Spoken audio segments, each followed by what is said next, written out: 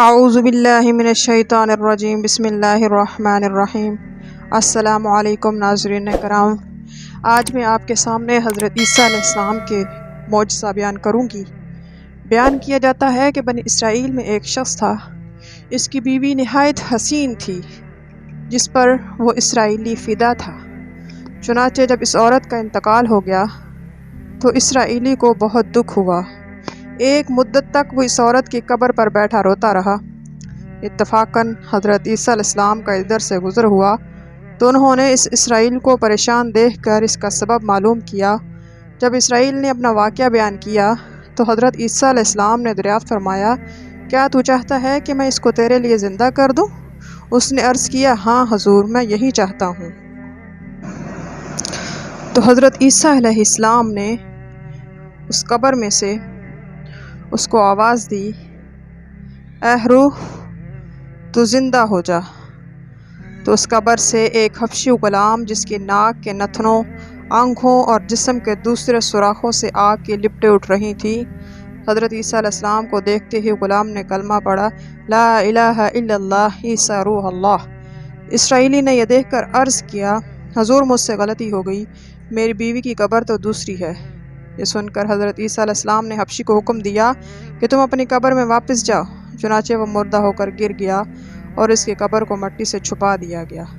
پھر حضرت عیسیٰ علیہ السلام نے اس دوسری قبر کی جانب توجہ فرمائی اور حکم دیا، صاحب قبر، اللہ کے حکم سے زندہ ہو جاؤ۔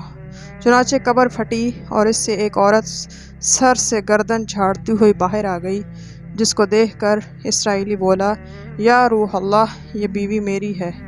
حضرت عیسیٰ علیہ السلام کے حکم سے وہ اسرائیلی اپنی بیوی کو ہمراہ لے کر واپس ہونے لگا۔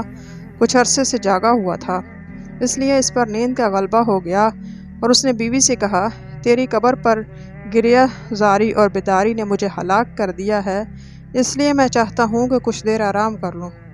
بیوی کہنے لگی، ہاں، آپ آرام کر لیجئے۔ چنانچہ وہ اسرائیلی بیوی کے زانوں پر سر رکھ کر سو گیا۔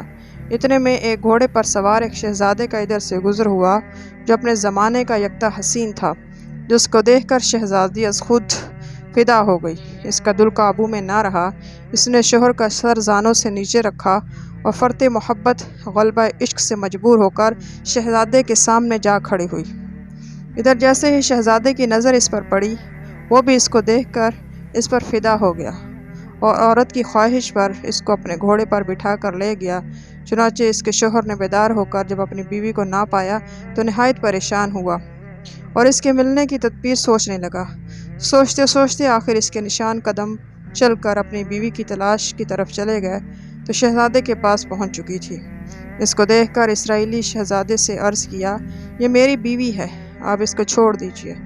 ابھی شہزادہ کچھ کہنے بھی نہ پایا تھا کہ اس عورت نے کہا، میں تیری بیوی نہیں ہوں بلکہ شہزادے کی لونڈی ہوں۔ یہ سن کر شہزادہ اسرائیلی سے کہنے لگا، کیا مجھ سے میری لونڈی کو لینا چاہتا ہے؟ اس نے کہا، خدا کی قسم، یہ میری بیوی ہے جس کو میرے سردار حضرت عیسیٰ علیہ السلام نے مرنے کے بعد میرے لیے زندہ کیا ہے۔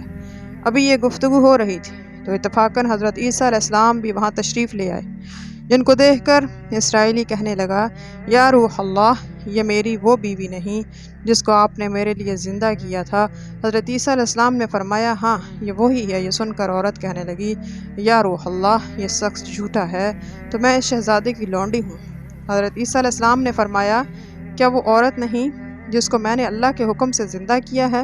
عورت نے کہا، یا روح اللہ، باخدا وہ نہیں ہوں۔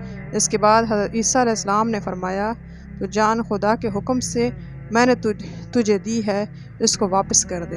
یہ سنتے ہی وہ عورت مردہ ہو کر گر پڑی اور حضرت عیسیٰ فرمانے لگے، جو شخص ایسے آدمی کو دیکھنا چاہے جو کافر مرا تھا اور زندہ ہو کر ایمان لایا تو وہ اس حبشی غلام کو دیکھ لے، پھر ایمان کی حالت میں مرا ہے۔ جو کوئی ایسے شخص کو دیکھنا چاہے جو مومن مرا تھا، پھر اللہ نے اس کو زندہ کیا اور کافر ہو کر حالت کفر میں مر گیا، تو وہ اس عورت کو دیکھ لے۔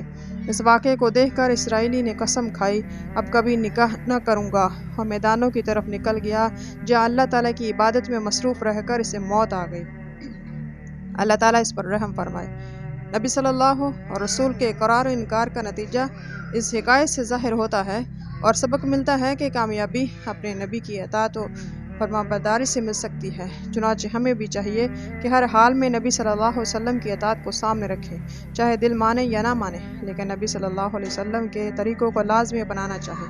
اللہ تعالیٰ اس واقعے سے سبق حاصل کر کے عمل کرنے کی توفیق عطا فرمائے یا رب العالمین۔